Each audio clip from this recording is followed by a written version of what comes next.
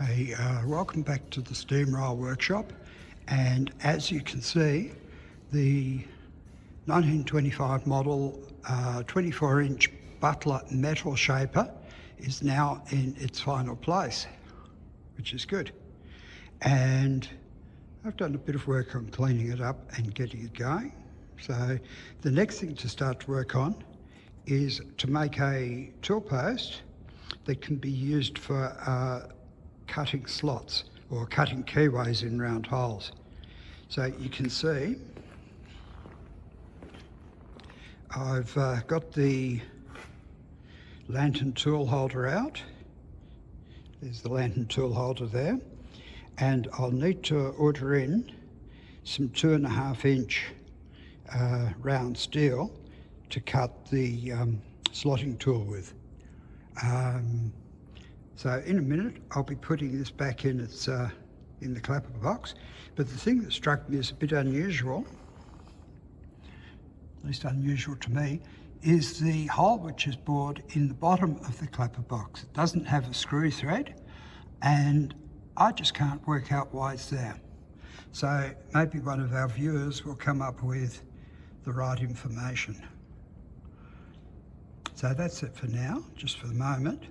And I'll be coming back as work progresses through the day. So you can see now the tool post is back in the clapper box. I had to drive the tool post out with a heavy copper hammer. I think this is the first time it's been moved in a very long time. So I've cleaned it down with turpentine, re-oiled it and reseated it while I get to and start making the slotting tool holder. So that'll give me something to work on. Here is the first for the Butler metal shaper. This morning I decided to put a little bit more oil in there into the shaper, and just after lunch I've noticed that the oil pressure gauge is now working. The oil level must be just right for the oil pump to start picking up the oil and pumping it around. So it's another thing. Another thing which is very nice to see is that the oil pump is working. That's something I wasn't concerned about. Well, I'm back from lunch now. I've got the metal shaper running at top speed, and I'm just working through deeper cuts, just taking it gradually. So it's a pretty noisy machine when it's running at full speed, but it's nice to see it doing it. And I'll work through a series of deeper cuts and see how that goes as well. Now, here is something strange. I'm taking a depth cut of 30 thou, which is not particularly big, and there is a addition. I don't think this is original, this thing here, but when I do that lock up, I lose my depth of cut diminishes, which I find really strange. So if anybody has any suggestions onto that, I'd be very interested. Thank you. Now, to finish off this week's video, I'm in my home workshop, and what we're looking at here is my 18-inch Butler shaper. And we have now removed the rocking arm from the top of the shaper, which means it's not necessary to take the shaper column off of the shaper base, which saves a lot of work.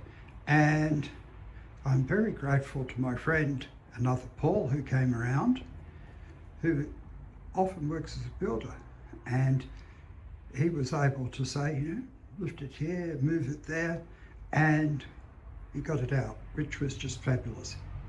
So that opens the way now for me to start rebuilding the ball gear.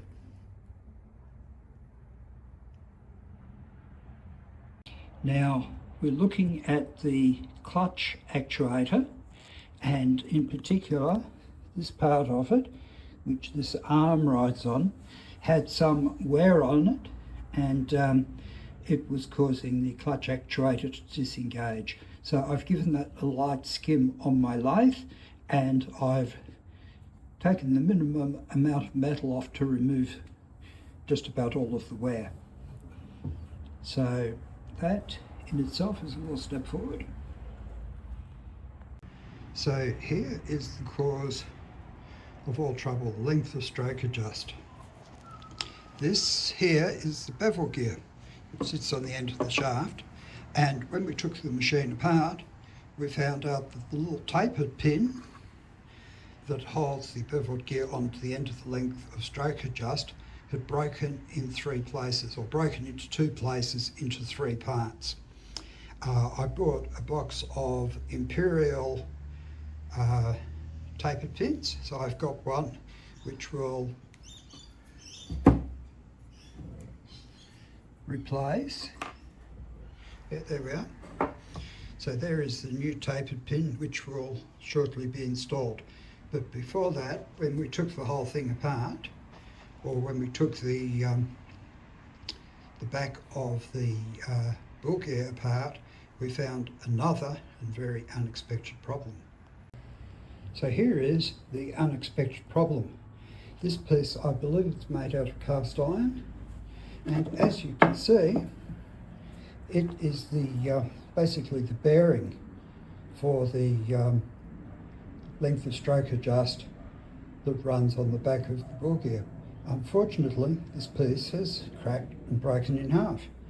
I'm really surprised at this, because I would have thought there would have been very little stress on this part, but I have to machine up a new one, so that's going to be one of the next jobs that goes along with rebuilding the length of stroke adjust on the back of the ball gear. Once I've got that done, well, the first thing I'll do before I do anything is give the ball gear a really good check, look for cracks or broken teeth.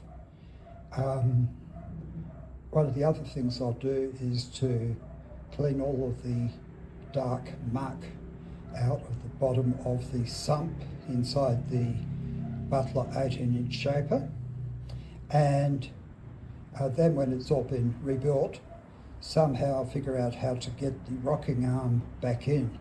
I expect that will be an awkward job, and I'll call on my friend the other Paul.